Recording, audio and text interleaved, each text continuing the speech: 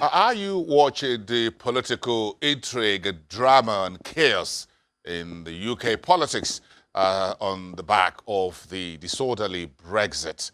If you think it doesn't have anything to do with you here in Nigeria, you might just need to listen to Nosike Nwajide, who is a member of the economic think tank at Financial Derivatives Company. This all will have implications for everyone. So let's ask him a few questions around global trade, the Brexit chaos, as well as the commodities market. Oil prices is headed back north thanks to the decline in U.S. inventories, about 11 million barrels. But then we've gotten some good news that oil could see $72 per barrel by the end of the year. That's from S&P Global Platts. Nasuke, good morning. Quite a lot for you to unpack this morning. But let's start from the UK political problem, or what they call chaos. As far as Parliament suspension is concerned, you folks believe it will have some implications for us. Where would that hurt us, perhaps? Okay, the Parliament's been suspended and it's been endorsed by the Queen. Right now, there's been some volatility in the pound. Yesterday went as high as 1.45 and fell to 1.22 by evening. We believe that as the market clearly sees a no-deal Brexit materializing after the Parliament resumes, basically, and this has consequences for the pound. I mean, the markets, the currency markets all around the world think that the pound will even plummet even further. And for a country like Nigeria, that we have huge diaspora remittances from the UK. It's crucial for us. I mean, Britain is bracing itself for Brexit, basically, and it will try to forge trade alliances here and there. And obviously, weaker currency is good for its exports. It becomes more competitive. It will sell more, obviously, and try to break into markets that previously wasn't selling its goods into. In simple English, Okay. Put it very simple.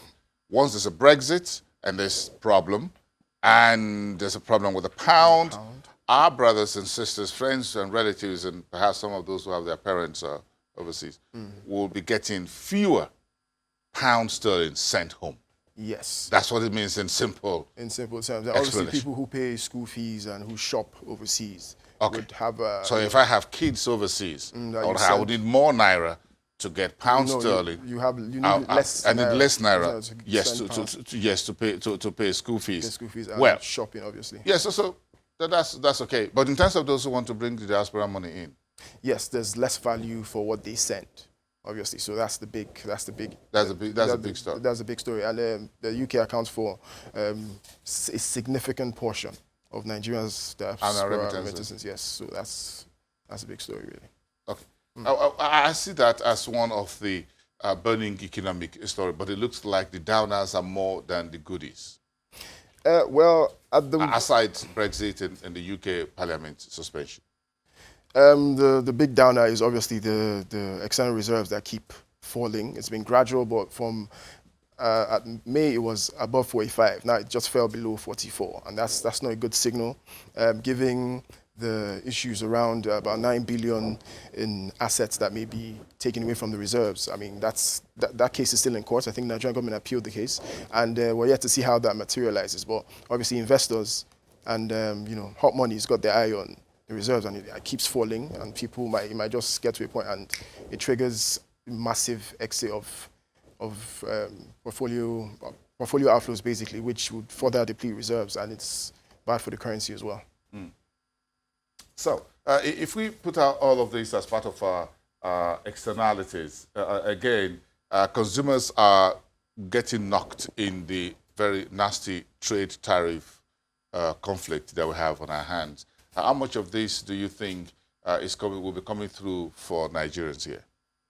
As far as trade tariffs are concerned, I mean, basically, okay, the US, China. For us, for Nigeria, it probably has its advantages. I mean, if you are buyer in the US and you could say you're buying China and you're buying soybean from the US, and soybean prices because of tariffs have gone up, you could look towards Nigerian soybean.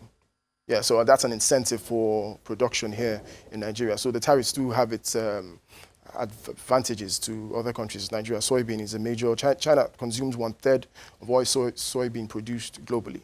So if the higher soybean prices coming from the U.S., because the U.S. is the largest producer of soybean. September 1st is a new a tariff hit on soybean. Yeah, so if you were in the if we had the capacity to expand soybean production here, it would be obviously very, very advantageous for us. But I don't think we have that capacity to ramp up production immediately. Then it takes several steps and several years for that to materialize. You can't just do that in a week or two days. Not even in a month week. It's or quite 3 a lot months. of Takes a lot of time. But again, if you're looking at the yuan depreciation, and that means our import bill could get a bit of a breather. Yes. I mean, for the one hit an 11-year low recently. I mean, obviously that's around the U.S. trade tensions, and China has been labeled a currency manipulator by Trump. It uses its currency to stay competitive. It's like for a long time it was the world's manufacturing base. It manufactured everything. Investors go to China to invest in manufacturing because it's cheaper to produce in China. So it's also trying to turn around its economy and become more consumption driven. But at this time of this U.S.-China trade spat, it's obviously using its currency to stay, giving signs to the U.S. that, look, I can use my currency to stay competitive. You could put tariffs and I could devalue my currency and your tariffs will have very minimal effect. That's what it's and there's a part of Nigeria's external reserve that is denominated in yuan.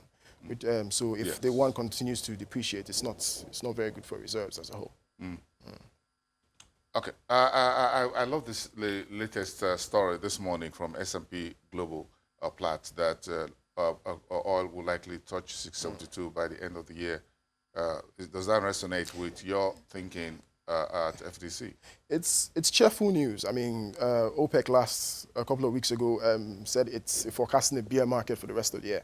I'm not sure what this latest is based on, but probably easing news that the US and China may be willing to sit down and talk. So that will ease global recession fears. There's also shale oil that is being projected to ramp up production in the coming months. Maybe they know something that we don't and feel that the shale outputs would not. It's more talk than actual work. If recession fears recedes or eases, does that mean that the global production, the global industrial engine or demand will rev up just because Washington and Beijing have decided to? Yes, because there's a lot of uncertainty about global trade. So when there's uncertainty about trade, people are scared to invest. So the less uncertainty you have, the more investment you have. The more investment you have, the more output you have, basically. So that's the relationship. Then there's also the part about OPEC plus, OPEC and its alliances with some non-OPEC members. There's the compliance reached 159%. It was measured at 159% a couple of days ago. And there's also a country like Nigeria, whose quota is 1.695 million barrels a day. It's producing, last July figures puts it at 1.79, so it still has some way to go. The sanctions on Iran and Venezuela still stand. The Saudis have pledged to keep production below 10 million barrels a day. So there's a lot of things that the OPEC Plus alliance is doing to prop up oil prices. And as long as the market sees that they're complying to their output agreement, that should put give some impetus to prices, really. Okay, so let's talk about milk. I had a little of that this morning on my... Okay, the central bank is tightening the news a lot more around the FX for milk imports. Now it says it's only LCs allowed. Banks are no longer allowed to do credit. Bill of collections. Yes. Really. So it's basically to curb import-related malpractices. Now, bill of collection is a bit open. It's not as strict as a letter of credit. For a bill of collection, it's easy for you to bring in products and inflate the volumes you bring in, or reduce the volumes, so to speak. There's no way of actually knowing. For a letter of credit, the buyer and the seller, buyer's bank, seller's bank, they agree on when a product, a good or service is delivered and paid for. So it's strict. And it And involves the you bank. can see volume. Yeah, it involves the bank and the customs, and they actually go and physically verify. Yeah. So it's easy to just put a noose around things and make sure that they can ascertain volume and value of goods that are brought in. Yeah. I think I like that. Maybe we should be Yes. able to use that for our oil sector. But that's a story for another. It's a bit more complex, but yes, still for another day. A bit more complex. I know. So that we know what volume of oil goes out and whatever comes in. But let's check in quickly with our domestic commodities assets. Well, in terms of market prices, I can see we're just about to wrap up the month of August. I'm trying to find out what are the market prices here locally for our local agro products. Where are prices trending? What's the market survey showing? That's coming through on the screen. Thank you, folks. I can see rice, tomatoes, and pepper prices going up. Schools will be resuming in about 2 weeks or so from now. So don't be surprised if I'm head scratching here. Okay. Obviously, for rice, the announcement of the closure of the border. Yes. Because of smuggling. Yes. And everything. The price went up from I think 18 to 20,000 thereabouts. Yeah, rice is number one culprit. When Mr. Yes. President says this has to speak with obviously his trying to Benin stem- counterpart. Yes. Yeah, hopefully that, I don't know if that creates scarcity, but hopefully if you are closing the border, obviously the prices will rise because now becomes a limited amount of rice to go around the consumers. I mean, I believe that this sort of policy should be announced in advance so that it stimulates local production. There was a partnership between Kebbi State and Lagos State governments, producers, which has really spurred rice production. If we can have other sort of agreements or alliances between states and farmers, that sort of thing. I don't know how we're going to handle. handle our neighbors in Benin Republic when it comes to they just can't use their position to negate what's going on here. So on that, I think I'm in tune with Mr. President. Looking at, we've had this conversation before. The Vice President said they've been talking to the authorities in Benin Republic, trying to say, look, don't be a staging point to knock us here. But again, this conversation will have to be ongoing one way or the other. But like I said, we need to make it a policy. We just need to go back to the drawing board and see how to make things happen. But a bag of rice at 20,000 is a no-no. No, it's not. For me. For you? No, it's a no-no, obviously. That's what I mean. Thank you. That's good. Thank you so much. I think we're having a bag of rice, 6,000 before. At some point, That it was was 6 to 8,000, yeah. Sounds like 1,000 years ago. But not too long ago, I know. Not too long I ago. remember. See you again. Peterson, Nasike Mwajide, research analyst and economic think tank at Financial Derivatives Company. So let's freshen up a little bit about the Brexit situation and the parliament suspension in the UK. This is what the news says about 1 million folks have put pen to paper saying, look, they don't want the parliament suspended. Juliana Olayinka, my colleague from our London studios, is bringing us up to speed on what is going on in the street of London on the political side. Then, of course, how this is impacting the market street. Juliana, coming here this morning, you are the one hearing all the noise and the news. So separate the noise from the news for us. At this point, I think both are very important. What noises are being made and what is in the news? Well, considering, Bosun, good morning, by the way, that Britain doesn't have a written constitution. This Brexit crisis is really entering into uncharted territory. Yesterday, of course, the Queen did accept the Privy Council's request to prorogue Parliament. And of course, this has led to complete paralysis of politics and up and down the country. Anger has really been intensified. As you said, more than 1.5 million people have asked Boris Johnson to reconsider suspending Parliament by signing an online petition. There were dozens of protests up and down the country, including just around the corner from our studio here. Very noisy protests. There have been threats of legal battles. In fact, there are legal battles ongoing by 70-odd MPs, including the former Conservative Prime Minister John Major. Ruth Davidson, she's the Conservative leader of Scotland. She said that she'll be resigning, and that's pretty significant because Ruth Davidson was one of the contenders fighters and one of the really big fighters trying to prevent Scotland from leaving the UK. And of course, Scotland, Nicola Sturgeon, the First Minister, will be going for that referendum. And the fact that Ruth Davidson has bowed out of politics is pretty significant. It's a huge gamble. Some say a gamble that Boris Johnson can't win. When MPs sit next week for a few days before the suspension on the 10th of September, there could be a vote of no confidence. And if there is a vote of no confidence, of course, a general election will be triggered in Britain. Okay, a quick one. So how's the market taking this today, early Thursday? Well, interestingly, some analysts very early this morning expected the FTSE to open lower. It didn't. It opened about 24 points higher. That's because very early this morning, the Chinese Commerce Ministry said that they don't see and they don't want an escalation of the trade war between Beijing and Washington. So analysts were really focused on that. But because of Boris's Brexit stunt yesterday, sterling dropped 1%, and at the moment it's 0.17% down against the dollar and 0.22 against the euro.